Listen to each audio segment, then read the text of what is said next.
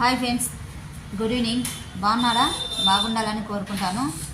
Friends, తల్లి తండ్రి వాళ్ళకి ఇది వీడియో.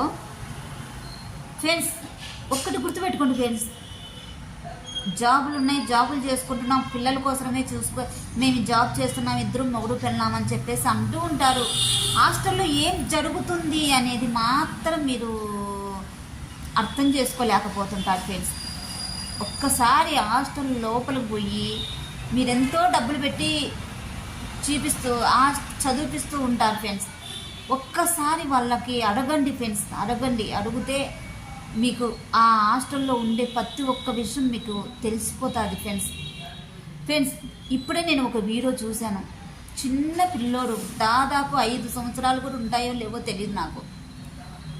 ఆ పిల్లోడిని చెయ్యి తిప్పి కాలుతో మొహానికి ఎక్కడ పడితే అక్కడ బుద్ధి అయిపో వాడ్డానో మళ్ళీ ఎట్లెట్లనో నాకు తెలియదు, కానీ ఎంత ఘోరంగా కొడుతున్నారో తెలుసా ఫ్రెండ్స్.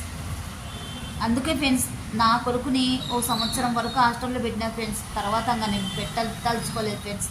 నా కొడుకుకి ఫ్రీ సీట్ వచ్చింది ఫ్రెండ్స్. అయినా నాకు వద్దనుకొని వెనక్కి వచ్చేసిన నేను. ఎందుకంటే నేను డబ్బులు పెట్టి మరి అది సీటు కొనుక్కున్నాను నేను. అందుకే వద్దనుకొని నా పిల్లోడిని నా దగ్గరికి తెచ్చుకున్న ఫ్రెండ్స్. నాకుండేది ఒక పిల్లోడు, నా జీవితమే వాడు.